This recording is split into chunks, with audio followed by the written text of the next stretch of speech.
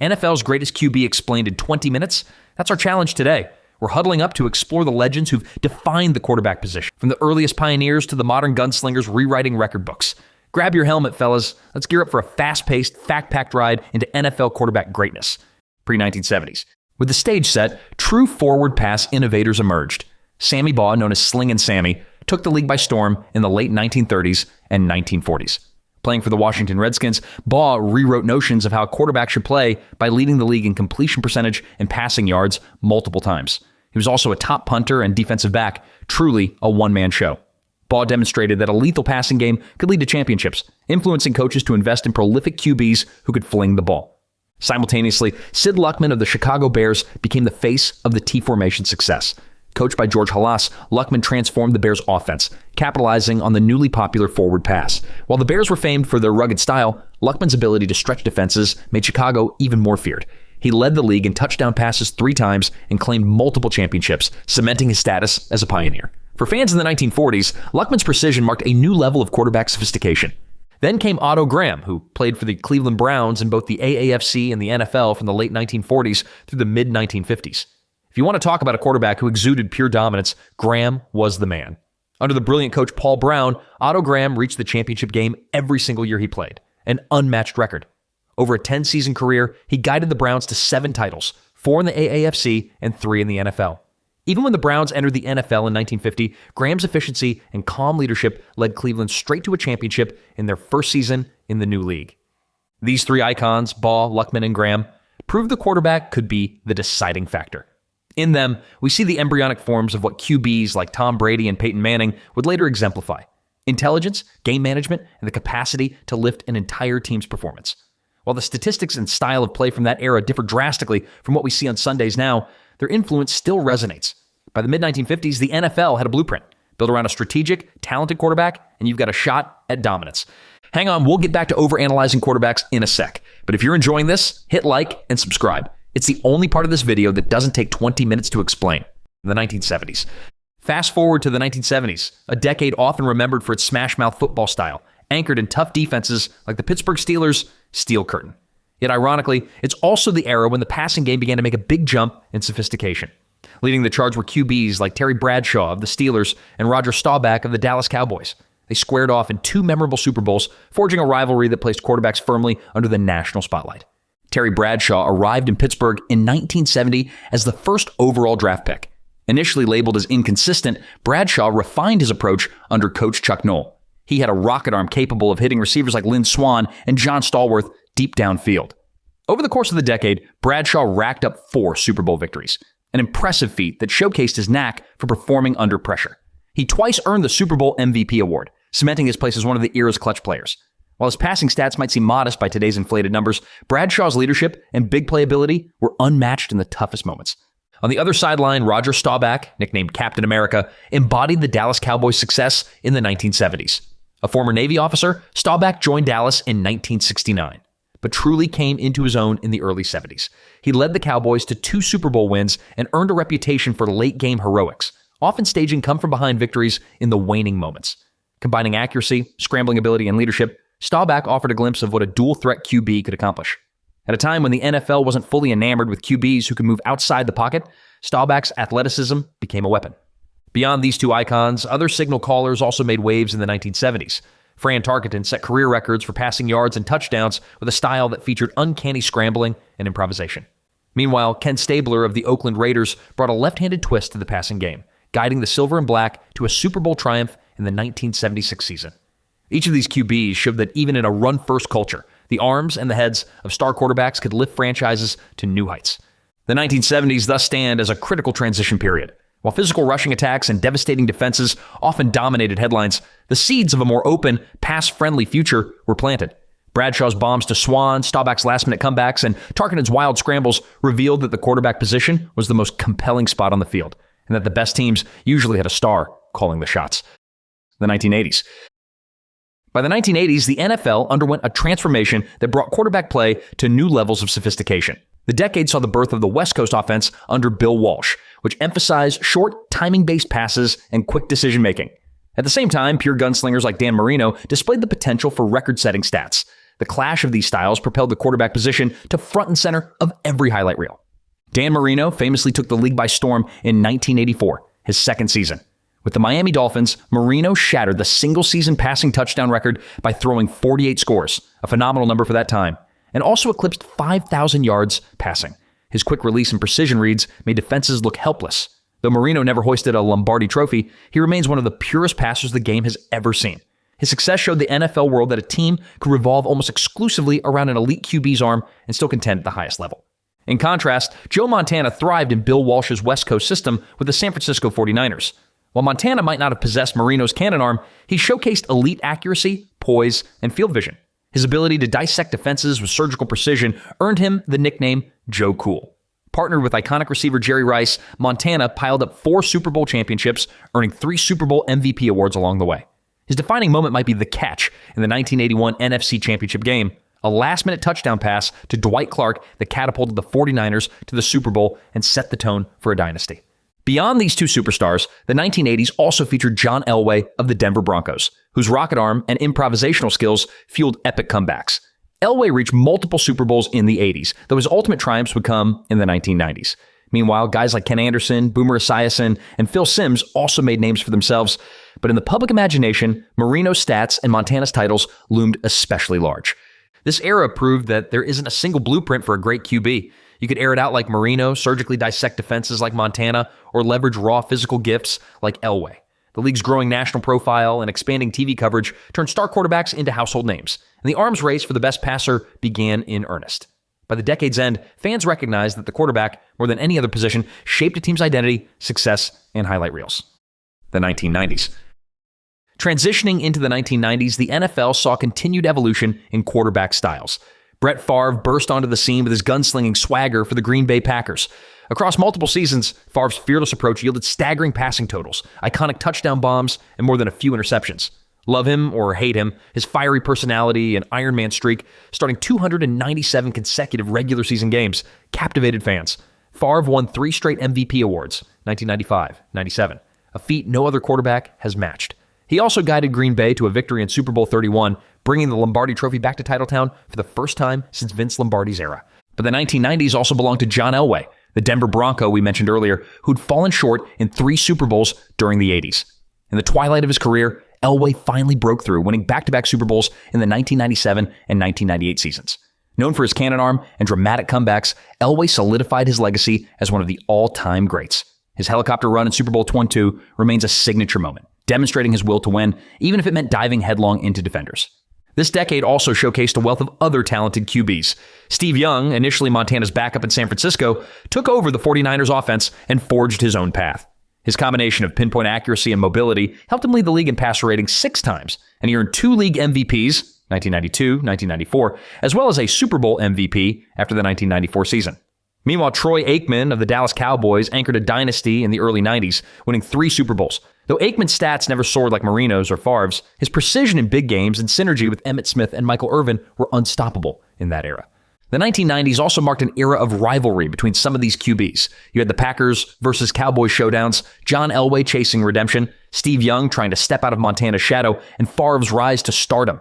Each matchup felt like a heavyweight fight, with every pass or scramble adding to the legend. By the decade's end, the game had become even more pass-oriented, setting the stage for a new millennium of quarterback brilliance. Fans savored the variety, pure gunslingers, mobile sharpshooters, and methodical field generals all battling it out on Sunday afternoons. Peyton Manning. As the NFL crossed into the 2000s, Peyton Manning emerged as a quarterback of unparalleled cerebral prowess. Drafted first overall in 1998 by the Indianapolis Colts, Manning rapidly transformed the franchise. Known for his pre-snap audibles, gesticulations at the line of scrimmage, and photographic memory, Manning became the archetype of the on-field coach. He'd spend off seasons dissecting defenses, memorizing playbooks, and coordinating private workouts with receivers like Marvin Harrison and Reggie Wayne. The results showed up in the record books: 5 league MVP awards, 14 Pro Bowl selections, and multiple single-season passing records. Manning's offensive approach hinged on timing and precision. He made even average receivers look like stars with his ability to identify coverage schemes and throw pinpoint passes. Defenses tried everything: zone blitzes, disguised looks, man press, only for Manning to shift protection or change the play at the last second. He dominated from the pocket and rarely panicked under pressure.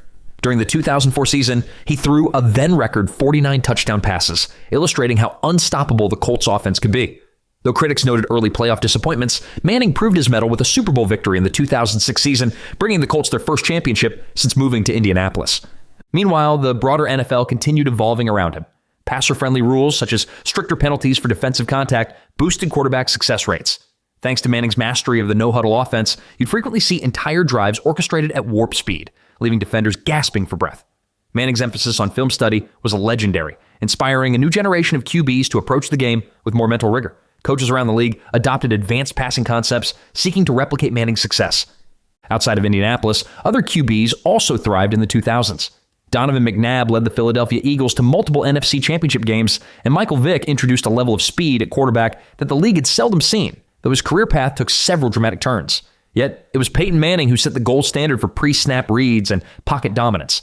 By the end of the decade, he'd established himself as not just one of the best QBs of his era, but a serious contender in the all-time conversation. For many fans, the methodical, relentless way Peyton dismantled defenses was unparalleled, until another quarterback in New England started taking over that discussion. Drew Brees and Aaron Rodgers. While Peyton Manning was wowing the league with his intellect, two other QBs were quietly amassing eye-popping numbers of their own: Drew Brees and Aaron Rodgers. Though different in style, both epitomize the precision and efficiency that modern NFL offenses crave. Drew Brees, often overlooked due to his relatively short stature at 6 feet tall, found his true home with the New Orleans Saints starting in 2006. Teaming with head coach Sean Payton, Brees turned the Saints into an offensive juggernaut. In 2009, he led New Orleans to a triumph in Super Bowl 44, earning the game's MVP award. Known for his exceptional accuracy, Brees set the single-season completion percentage record multiple times, even topping 74% in one season, a mind-boggling level of precision. He also surpassed 80,000 career passing yards, trailing only Tom Brady in that statistic by the time he retired. Brees' skill in quickly analyzing defenses, scanning multiple reads in an instant, and hitting receivers in stride, all from the pocket, raised the bar for what a prolific passer could achieve despite physical limitations. Aaron Rodgers burst onto the scene with the Green Bay Packers after waiting behind Brett Favre for 3 seasons. Rodgers quickly showcased extraordinary arm talent, combining pinpoint accuracy with the ability to extend plays outside the pocket. His greatest strength might be his improvisational flair, rolling out to buy time and then delivering lasers on the run. Rodgers consistently protected the football, boasting one of the best touchdown-to-interception ratios in history. He led the Packers to a win in Super Bowl 45 and earned multiple league MVP awards. Among coaches and analysts, he's often praised for his off-platform throws, quick flicks of the wrist that produce perfectly placed deep balls. What both Brees and Rodgers highlight is how the modern NFL has embraced creative passing schemes. Coordinators spread the field with multiple wide receivers, use sophisticated route concepts, and rely on QBs to make instant decisions. Defenses are more complex, but so are offenses. Brees might pick you apart with micro-level precision, while Rodgers might break your back with a scramble drill bomb. Yet, in both cases, the results are staggering. League-leading quarterback ratings, record-breaking passing seasons, and consistent playoff appearances.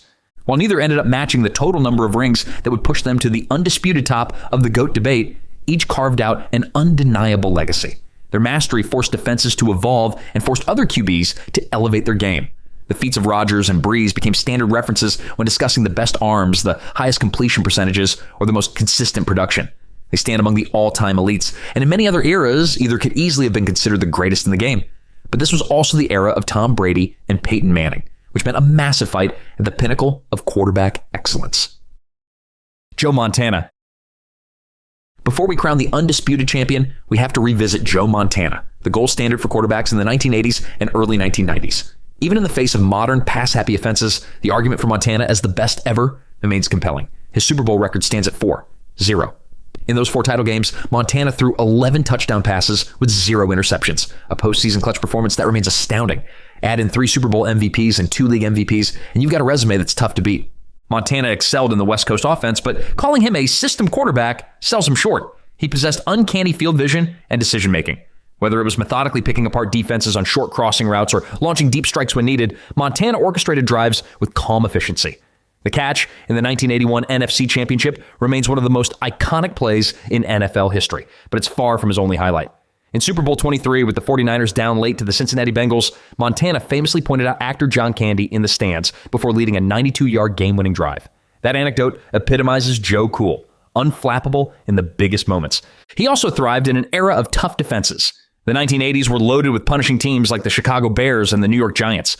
Despite that, Montana put up impressive numbers, leading the league in completion percentage 5 times. His career passer rating of 92.3 might seem average by today's standards, but at the time, It was the highest in history.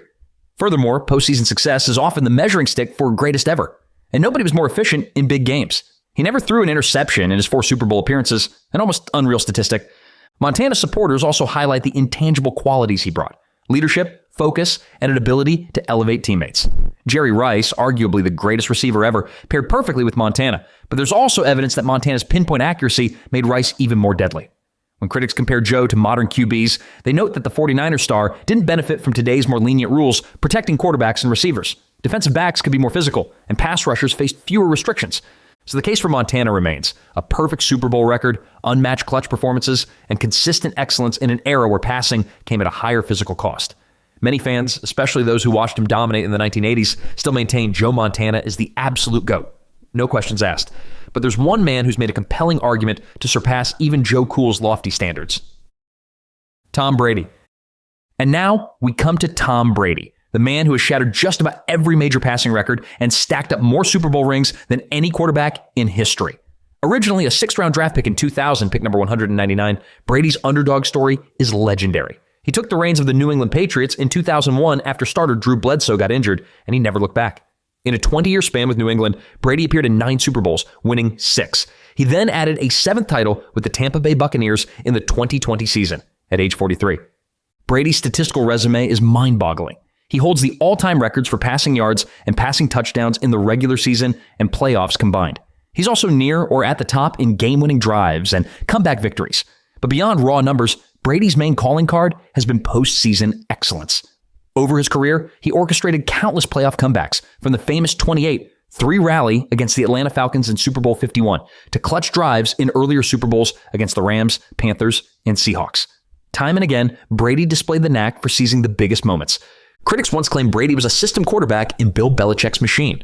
Yet, after departing New England for Tampa Bay, he won another ring in his very first season, on a new team, with a new system during a pandemic-affected year. Brady's dedication to fitness, exemplified by a strict diet and training regimen, allowed him to extend his prime well beyond the typical quarterback lifespan. Even in his mid-40s, Brady continued to post MVP-caliber numbers, rewriting the record books one season at a time. What truly sets him apart is the combination of longevity, consistency, and clutch gene. He's not the most physically gifted quarterback we've ever seen. He's not the fastest, nor does he have the strongest arm. But his reading of defenses, quick release, and near-obsessive commitment to preparation are second to none. Over 2 decades of starring in the NFL, he rarely had a down year, and even his lesser seasons would be dream years for most other QBs. When comparing Brady to Joe Montana or Peyton Manning, the conversation inevitably centers on championships. Brady has 7 rings, more than any single NFL franchise has in total. His presence in big games became almost an annual tradition. While naysayers might argue about the Patriots' overall team quality, Belichick's coaching brilliance, or beneficial officiating calls, it's hard to dismiss how frequently Brady delivered exactly what was needed. From a historical standpoint, no quarterback has ever combined Brady's volume of accomplishments, from wins to records to accolades. Whether or not you personally rank him above Joe Montana, Peyton Manning, or others, the sheer weight of his achievements is staggering. He's changed the expectations of what an NFL quarterback can do into their 40s, set the bar sky high for postseason success, and become an icon of sustained excellence under pressure. If we have to conclude who's the best, many would hand that crown to Tom Brady. He checks every box: the rings, the stats, the longevity, the leadership, and a highlight reel of unforgettable comebacks. His journey from little-known draft pick to the face of the league is the stuff of legend, proving that in the NFL, the greatest stories are often the most improbable ones. And there it is, NFL's greatest QB explained. From the earliest innovators to the unstoppable modern marvels, no position captures our imagination quite like the quarterback. Whether you side with Montana's perfect Super Bowl run or Brady's massive haul of rings, one thing's for sure: being the greatest demands skill, leadership, and the ability to win when it counts most. Jokes aside, we hope this deep dive sheds light on what separates the best from the rest. If you enjoyed this breakdown, smash that subscribe button and stay tuned for more high-energy football insights coming soon.